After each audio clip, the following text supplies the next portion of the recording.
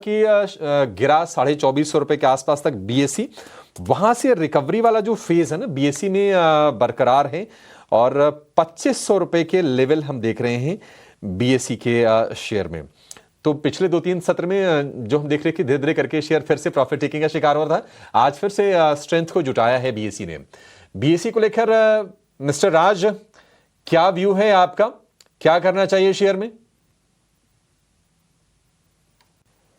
एक बार फिर से आपने ऐसे स्टॉक के बारे में पूछा है जिसका हमारे पास अप्रूवल नहीं है, परंतु जब हम लोग कैपिटल मार्केट सेगमेंट की ऐसे बात कर रहे हैं तो फिर हाँ बताएं। एक आपसे ना सर रिक्वेस्ट है, आपके एनालिसिस सुनकर ना वाकई हमें मजा आ रहा है, इसमें कोई दो राय नहीं है। बस आपसे गुजारिश है कि अगली बार जब आप आए ना तो जिनसे भी आपको अप्रूवल लेना हो प्लीज अप्रूवल आप लेके आइए सर, फिर बात करने में ना ज्यादा मजा आएगा। बिल्कुल बिल्कुल। तो देखिए, मैं अभी कैपिटल मार्केट सेगमेंट के पर से अगर मैं बात करूं तो कुछ सेक्टर्स हैं जहां पर हमें लगता है कि वीकनेस आ चुकी है, एक राउंड की वीकनेस आ चुकी है। मैं उनको एक इमीडिएट रिकवरी, एक शॉर्ट टर्म रिकवरी के लिए मैं नहीं खेलना चाहूंगा। और उन सेक्टर्स में आई बिलीव कि it's more of a either they are going for a long consolidation phase और वी माइट विटनेस थोड़ी सी प्रॉफिट बुकिंग भी वहां पर एक्सटेंड हो जाए। तो जैसे हमारा कैपिटल मार्केट्स में मैंने, अगर मैं एमसीएक्स की बात कर सकूं तो एमसीएक्स में आपका जब इलेक्ट्रिसिटी फ्यूचर्स लॉन्च हुए तो उसके एंटिसिपेशन में स्टॉक जो है बाकी सारे कैपिटल गुड्स नेम से ज्यादा उसमें एक आउट परफॉर्मेंस आई। परंतु यहां पर हमें क्या लग रहा है कि उसमें एक दोबारा से छोटा छोटा करके शॉर्ट एडिशंस आ रहे हैं। मैं इस स्टॉक में बहुत ज्यादा अपसाइड एक्सपेक्ट नहीं करता।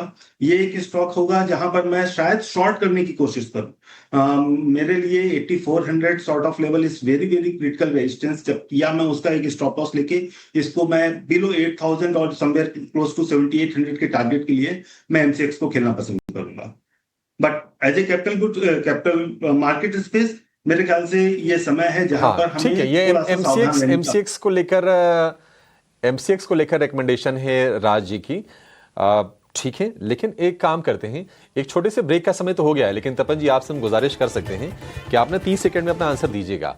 बहुत सारे लोग होंगे जिनके मन में सवाल उठ रहा होगा कि आईसीआईसीआई बैंक खरीदे 1450 रुपए वाला या फिर 2000 रुपए वाला एचडीएफसी बैंक, दोनों में से बेहतर आपको यहां से क्या लग रहा है? 30 सेकंड सर।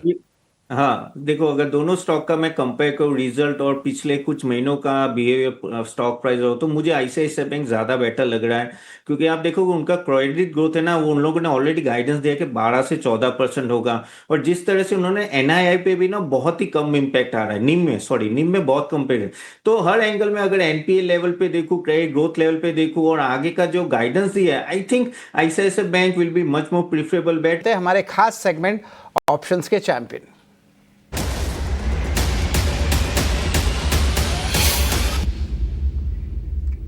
तो हमारे खास सेगमेंट में ऑप्शंस के चैंपियन में हमारे साथ जुड़ रहे नीलेश जैन सेंट्रम ब्रोकिंग से। गुड मॉर्निंग नीलेश, अब बताएं आपके कौन से पिक्स रहने वाले हैं? Very good morning to you. बिल्कुल, देखिए खरीदारी पर फोकस है और स्टॉक जो रडार पर आया है वो है बीएसई।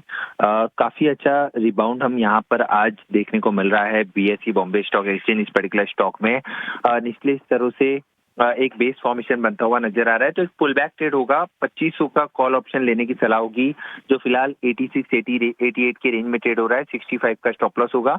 पहला टारगेट 110, दूसरा टारगेट 125 का होगा। इन टर्म ऑफ रुपीज अगर हम रिस्क देखें इसकी पर्टिकुलर ऑप्शन के अंदर, तो इसके लॉट साइज के लिहाज से जो कि 375 का है, पर लॉट अप्रोक्सीमेटली रिस्क हो सकता है 4800 का। एंड अप्रोक्स रिवॉर्ड यहाँ पे 13,100 के बनते हुए नजर आ सकते हैं। तो ओवरऑल बीएसई इस पर्टिकुलर स्टॉक में जो पुल बैक है वो हम यहाँ से 2520 से लेके 2550 तक का एक्सपेक्ट करके चल रहे हैं, इसीलिए कॉल ऑप्शन लेके चलने की सलाह होगी। बीएसई की कॉल ऑप्शन जो है लगभग आप कह सकते हैं 86-88 रुपीज़ में बाइंग रही है। और रिस्क रिवॉर्ड रेशियो देखें तो ऑलमोस्ट आप कह सकते हो 3:1 पे है। और बीएसई भी देखें तो आज स्टॉक 2% ऊपर है। धन्यवाद नीलेश, आप हमारे साथ ज्वाइन किए।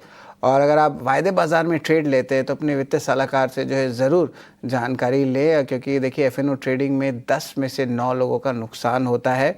तो एक इम्पॉर्टेंट डिस्क्लोजर है जिसको आपको नज़र में रखना होगा। लेकिन एक